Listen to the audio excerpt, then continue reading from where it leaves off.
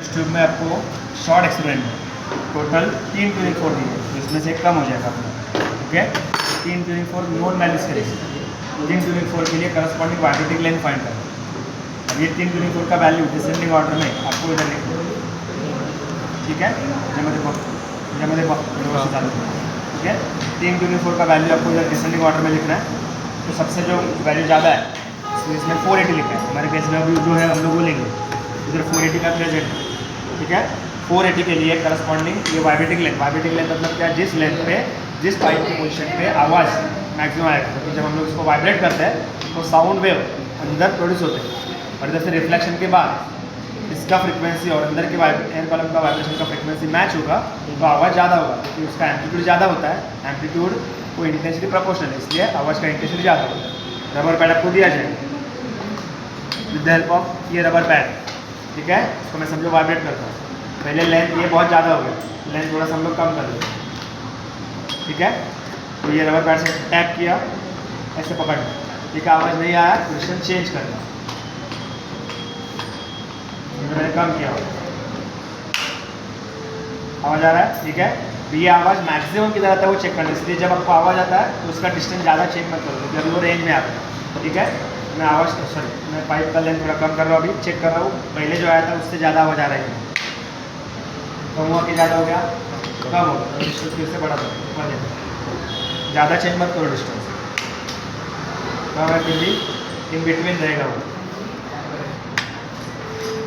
ये ज़्यादा लगेगा, फिर भी इससे ज़्यादा आता है कि जस्ट ट्राई करना है आपको मैक्सिमम साउंड देना, कम है। फिर से मैं एक बार ऊपर लेके वहाँ लेंथ फाइनलाइज कर लेता हूँ, कम हो गया, ओके। कम होते जा रहा है, सो फिर से एक बार नीचे गिरा हूँ मैं,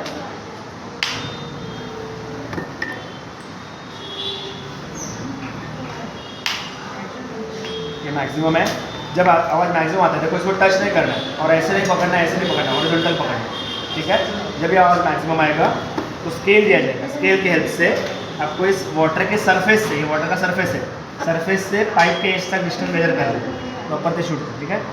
ये पाइप के एज तक मेजर करना है, जो मुझे इस केस में लग रहा है दिख रहा है वो 18.5 दिख रहा है।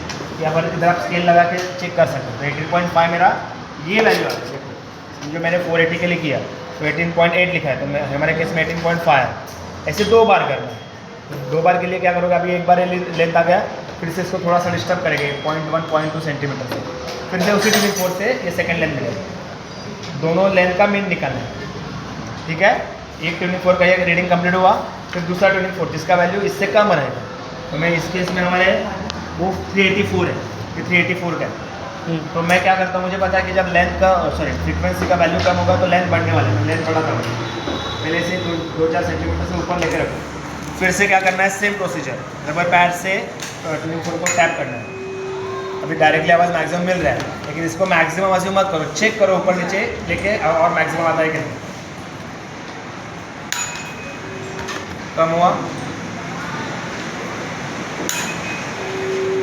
This will be maximum. तो ये वैल्यू आपको मेजर करना है, सेम प्रोसीजर, वाटर के सरफेस से पाइप के एज तक, इट इज़ 21.5, ठीक है। तो वो 21.5 किधर आएगा, सेकंड वैल्यू का first length, second tuning fork का फर्स्ट लेंथ। अब ये 426 का है, हमारा अभी जो चल रहा है वो 384 का है, इसलिए वो वैल्यू अलग है। ऐसे 2 बार करना है, ऐसे 3 ट्यूनिंग फोर्क का ये लेंथ आएगा, तीनों केस में इसका मीन आएगा, हर एक केस में एन एन मीन एल को मल्टीप्लाई करना है। मल्टीप्लाई करने के लिए क्या है, लॉग कैलकुलेशन का टेबल दिया है, ये log of N log of L, इधर गलती से मैंने PDF में माइनस लिखा है, वो एक्चुअली प्लस है, तो ए प्लस बी करना है और इसका एंटीलोड निकालना है। ये 3 वैल्यू जो है तो आपको मेन ऑब्जर्वेशन टेबल के लास्ट कॉलम में कॉपी करना है, ये इधर इन तीनों का मीन निकालना है, ये वैल्यू का मीन निकालना है, ऐड करके डिवाइड बाय 3 आएगा। ये वैल्यू को multiply by 4, calculation part 4 into mean N N, ठीक है, that will be your velocity of sound. वो अराउंड 340 से लेकर 360-70 के रेंज में रखो। अगर आपका ये 5 डिजिट नंबर है तो आपको सेंटीमीटर पर सेकंड लिखना है, अगर ये 3 डिजिट नंबर करना है तो आपको वो मीटर पर सेकंड हो जाएगा। ये देखो 3 डिजिट है तो मीटर पर सेकंड, 5 डिजिट है तो सेंटीमीटर पर सेकंड। ऐसे आपको इस रिजल्ट तक आपको एक्सपेरिमेंट करना है। लॉन्ग रहेगा तो इसमें एंड करेक्शन का पार्ट है, लेकिन हम लोग शॉर्ट एक्सपेरिमेंट कर रहे हैं इसलिए एंड करेक्शन का पार्ट स्किप किया। इधर लिखा भी है neglect and correction, for short experiment I am talking, clear है? ठीक है,